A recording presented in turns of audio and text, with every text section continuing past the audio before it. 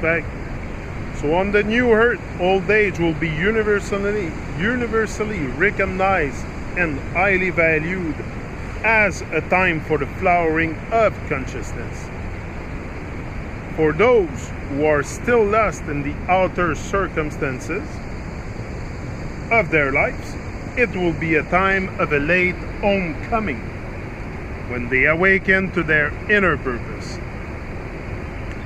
For many others, it will represent an intensification of a culmination of the awakening process. So the natural expansion of one's life that comes with the outward movement has traditionally been usurped by the ego and used for its own expansion. Look what can I do? Look what I can do. I bet you can do that, say the small child to another as he discovers the increasing strength and abilities of his body. That is one of the ego's first attempt to enhance itself through identification with the outward movement and the concept of more than you, and to strengthen itself by diminishing others. It is, of course, only the beginning of the ego's many misperceptions. However, as your awareness increases and the ego is no longer running your life, you don't have to wait for your world to shrink or collapse through old age or personal tragedy in order for you to awaken to your inner purpose. As the new consciousness is beginning to emerge on the plane, an increasing number of people no longer need to be shaken to have an awakening. They embrace the awakening process voluntarily, even while still engaged in the outward cycle of growth and expansion. When that cycle is no longer usurped by the ego, the spiritual dimension will come into this world through the outward movement. Thought, speech, action, creation. As powerfully as thought the return movement, as powerfully as through the return movement, stillness being in dissolution of form. Stillness.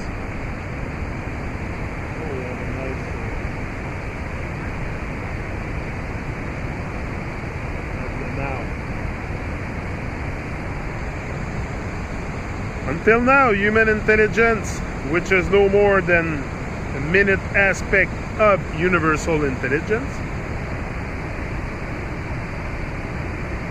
has been distorted and misused by the ego.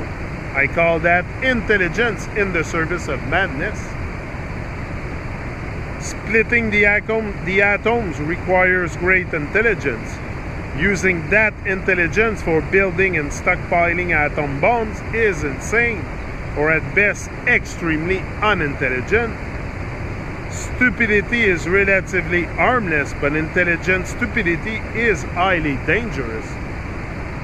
This intelligent stupidity, for which we could find countless obvious examples, is threatening our survival as a species. Threatening our survival as a species. Without the impairment of egoic dysfunction,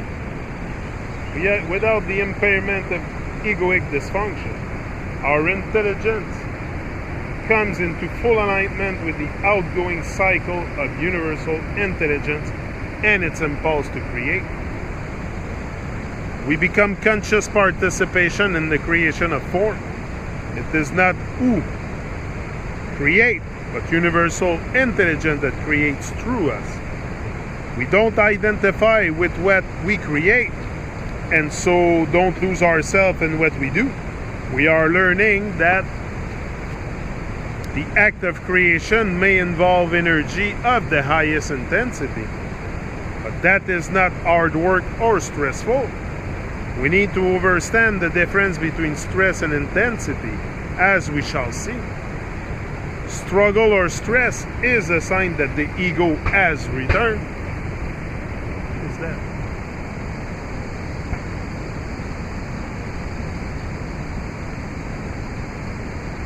a sign that the ego has returned, as are negative reactions when we encounter obstacles. The force behind the ego wanting creates enemies, that is to say, reaction in the form of an opposing force equal in intensity. The stronger the ego, the stronger the sense of separateness. The stronger the sense of separateness between people. The only actions that do not cause opposing reactions are those that are aimed at the good of all. They are inclusive, not exclusive. Inclusive, not exclusive. They join, they don't separate. They are not for my country, but for all of humanity. Not for my religion, but the emergence of consciousness in all human beings. Not for my species, but for all sentient beings and all of nature. We are also learning that action, although necessary, is only a secondary factor in manifesting our external reality. The primary factor in creation is consciousness. No matter how active we are, how much effort we make, our state of consciousness creates our world. And if there is no change on that inner level, no amount of action will make any difference. No amount of action will make any difference. We would only recreate modified version of the same world again and again, and a world that is an external reflection of the ego. Consciousness is already conscious. It is the unmanifested, the eternal. The universe, however, is only gradually becoming conscious. Consciousness itself is timeless and therefore does not evolve. It was never born or does not die. When consciousness becomes the manifested universe, it appeared to be subject to time and to undergo an evolutionary process. No human mind is capable of comprehending full the reason for this process. But we can glimpse it within ourselves and become a conscious participant in it. Consciousness is the intelligence, the organizing principle behind the arising of form. Consciousness has been preparing forms for millions of years so that it can express itself through them in the manifested. Although the unmanifested realm of pure consciousness could be considered another dimension, it is not separate from this dimension of form. Form and formlessness interpenetrate. The unmanifested flows into the dimension as awareness, inner space, presence. How does it do that? Through the human form that becomes conscious and does fulfill its destiny. The human form was created for this higher purpose, and millions of other forms prepared the ground for it. Consciousness incarnates into the manifested dimension. That is to say, it becomes form. When it does so, it enters a dreamlike state. Intelligence remains, but consciousness becomes unconscious of itself. It loses itself in form, becomes identified with forms. This could be described as the descent of the divine into matter. At that stage in the